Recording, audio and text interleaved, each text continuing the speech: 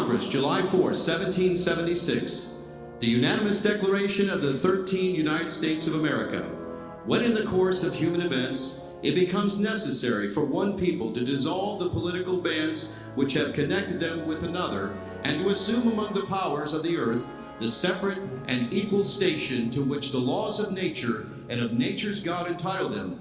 A decent respect to the opinions of mankind requires that they should declare the cause which impelled them to the separation.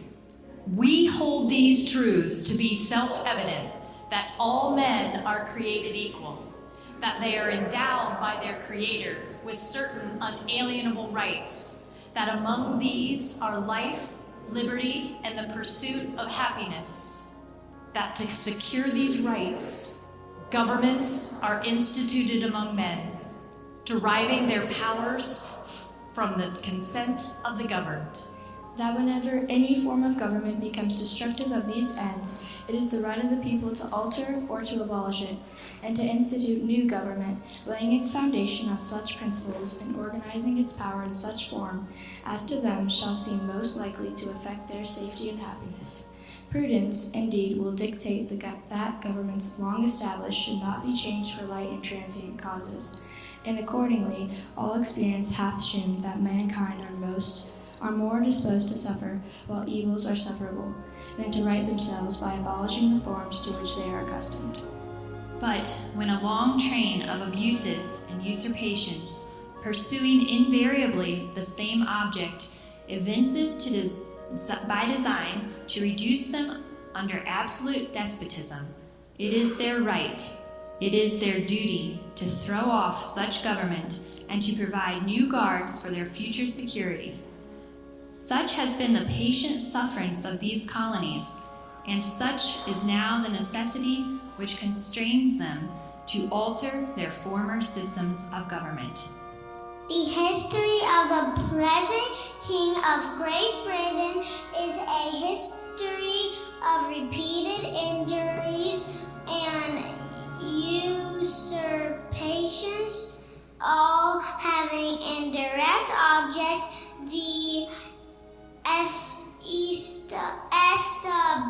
establishment of an absolute tyranny over these states.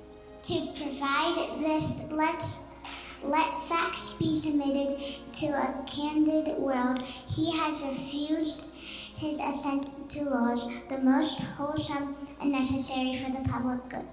He has forbidden his governors to pass laws of immediate and pressing importance unless suspended in their operation till his assent should be obtained. And when so suspended, he has utterly neglected to attend to them. He has refused to pass other laws for the accommodation of large districts of people, unless those people would relinquish the right of representation in the legislature, a right inestimable to them and formidable to tyrants only. He has called together legislative bodies at places unusual, uncomfortable, and distant from the depository of their public records, for the sole purpose of fatiguing them into compliance with his measures.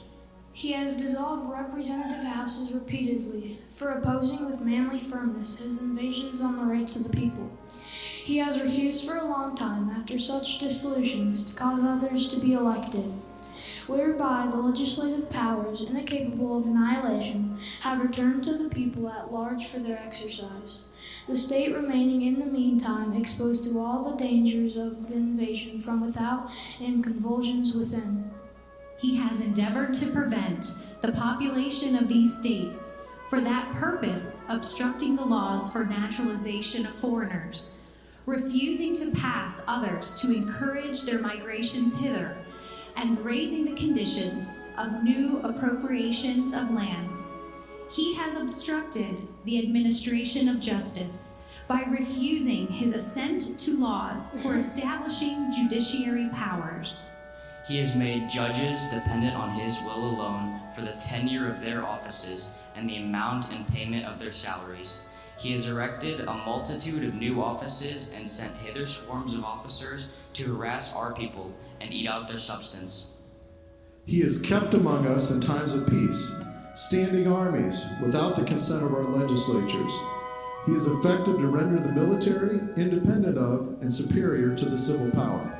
He has combined with others to subject us to a jurisdiction foreign to our Constitution and acknowledged by our laws, giving his access to the acts of pertinent legislation, for quartering large bodies of armed troops among us, for protecting them by a mock trial from punishment for any murders which they should commit on the inhabitants of these states, for cutting off our trades with all parts of the world, for imposing taxes on us without our consent, for depriving us in many cases of the benefits of trial by jury, for transporting us beyond seas to be tried for pretend offenses, for abolishing the free system of English laws in a neighboring province, establishing therein an arbitrary government, and enlarging its boundaries so as to render it at once an example and fit instrument for introducing the same absolute rule into these colonies, for taking away our charters, abolishing our most valuable laws, and altering fundamentally the forms of our governance, for suspending our own legislatures and declaring themselves invested with the power to legislate for us in all cases whatsoever. He has abdicated government here by declaring us out of his protection and waging war against us. He has plundered our seas, ravished our coasts, burnt our towns, and destroyed the lives of our people. He is at the time transporting large armies of foreign mercenaries to complete the works of death, desolation, and tyranny, already begun with circumstances of cruel and perfidy scarcely paralleled in the most barbarous ages and totally unworthy the head of a civilized nation. He has constrained our fellow citizens taken captive on the high seas to bear arms against their country, to become the executioners of their friends and brethren, or to fall themselves by their hands. He has excited domestic insurrections among us, and has endeavored to bring on the inhabitants of our frontiers the merciless Indian savages, whose known rule of warfare is an undistinguished destruction of all ages, sexes, and conditions. In every stage of oppressions, we have petitioned for redress in the most humble terms. Our repeated petitions have been answered only by repeated injury. A prince, whose character is thus marked by every act which may define a tyrant, is unfit to be the ruler of a free people. Nor have we been wanting in attentions to our British brethren.